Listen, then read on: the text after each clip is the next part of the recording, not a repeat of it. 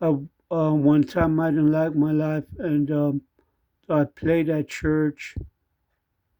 I had like a rock life still to live in, so I bought a guitar, a drum set, so I could be fulfilled in life. I bought like 300 rock concerts, like of Taylor Swift and Leonard Skinner, and many CDs like of Cheryl Crow and Eric Clapton, and a lot of movies, DVDs. I didn't like my life, and I had to like change it. I had to like